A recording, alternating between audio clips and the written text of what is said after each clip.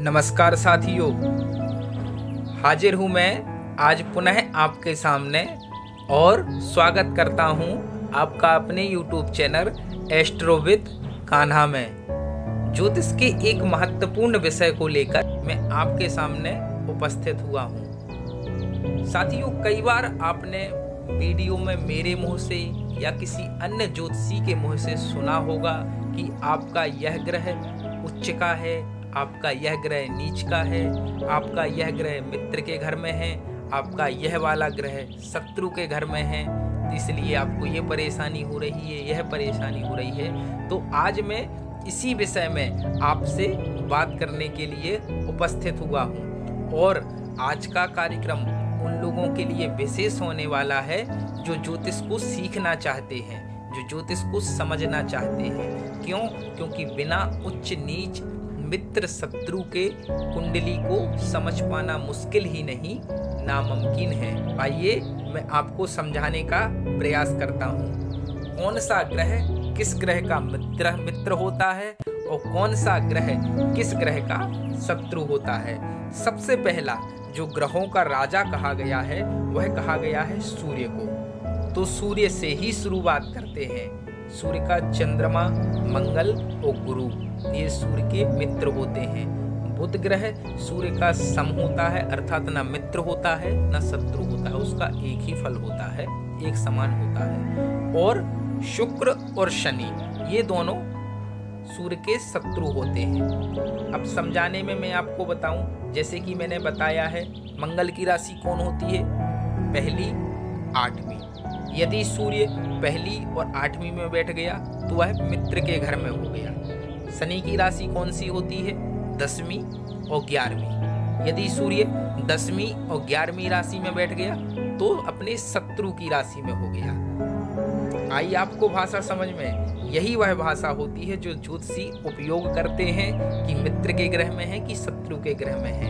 तो ये कार्यक्रम, ऐसी वीडियो की आवश्यकता आपको आगे पड़ेगी, क्योंकि मैं आपको कई बार वीडियो में भी बताता हूँ कि आपका यह ग्रह मित्र के घर में है और यह ग्रह शत्रु के घर में है। तो इस वीडियो को नोट कर लें, उन पॉइंटों को नोट कर लें। क्यों? क्योंकि यह जानकारी आपको होना आवश्यक है, तभी आप ज्योतिष की कार्यक्रम को समझ पाएंगे। तो सूर्य के यह मित्र होते हैं चंद्रमा, मंगल और गुरु, ये सूर्य के मित्र हैं। बुध सम है और शुक्र और शनि ये सूर्य के शत्रु हैं। चंद्रमा का जो मित्र होता है वह होता है सूर्य और बुध। बाकी सारे ग्रह मंगल, गुरु, शुक्र और शनि ये चंद्रमा के लिए सम होते हैं, अर्थात न मित्र के समान न शत्रु के समान, उसका एक सा फल होता है। चंद्रमा का कोई शत्रु नहीं होता, चंद्रमा का कोई शत्रु नहीं है। तीसरा ग्रह बनता है मंगल। मंगल का सूर्य, चंद्रमा और गुरु ये तीनों मित्र हैं। बाकी शुक्र और शनि ये सम हैं। बुध मंगल का शत्रु है। चौथा ग्रह बनता है बुध। बुध का जो मित्र है वह है सूर्य और शुक्र, ये बुध के मित्र हैं। बाकी मंगल, गुरु और शनि ये सम हैं और चंद्रमा को यह अपना शत्रु मानता है। गुरु पांचवा ग्रह बनता है गुरु। गुरु के मित्र हैं सूर्य, चंद्रमा और मंगल और सम है शनि और बुध और शुक्र, यह है गुरु के शत्रु। छठवां ग्रह बनता है शुक्र। शुक्र के मित्र जो हैं वह हैं बुध और शनि, यह शुक्र के मित्र हैं। मंगल और गुरु शुक्र के सम हैं और सूर्य और चंद्रमा यह शुक्र के शत्रु ग्रह हैं। शनि जो सातवां ग्रह बनता है, इनके मित्र हैं बुध और शुक्र। सम ग्रह का बनता है गुरु, सूर्य, चंद्रमा और मंगल इसके शत्रु ग्रह हैं। राहु और केतु ये छाया ग्रह होते हैं, इनका स्वयं का कोई अस्तित्व नहीं होता है।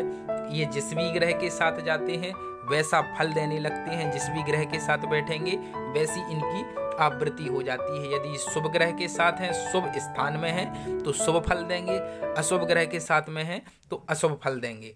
तो आशा करता हूँ आपको यह मित्र और शत्रु ग्रह आसानी से समझ में आ गए होंगे।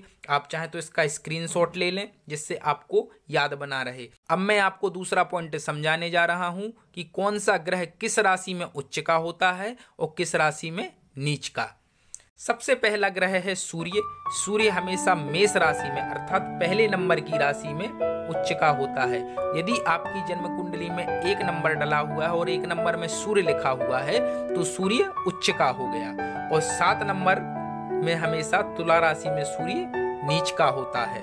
यदि आपकी 7 नंबर आपकी जन्म पत्री में डला है और वहां पर सूर्य है तो आपकी जन्म कुंडली में सूर्य नीच का हो गया। इसी प्रकार चंद्रमा हमेशा 2 नंबर की राशि में अर्थात वृष राशि में उच्च का होता है और हमेशा 8 नंबर की राशि में नीच का हो जाता है चंद्रमा।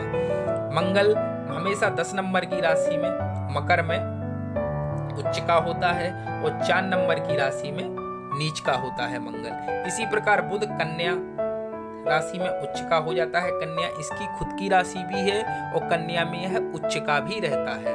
और मीन अर्थात 12 नंबर की राशि में यह नीच का हो जाता है। गुरु कर्क राशि में उच्च का होता है। कर्क अर्थात 4 नंबर की राशि में यह उच्च का होता है।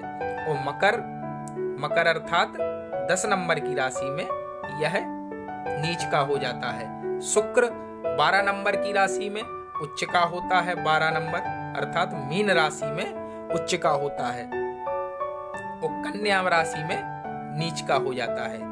अर्थात यदि किसी की कुंडली में 6 नंबर में शुक्र लिखा हुआ है तो वह नीच राशि में है और 12 नंबर में यदि शुक्र लिखा हुआ है तो वह उच्च राशि में है। इसी प्रकार शनि जो है, शनि हमेशा तुला राशि में 7 नंबर की राशि में उच्च का होता है और मेष राशि में 1 नंबर की राशि में नीच का होता है।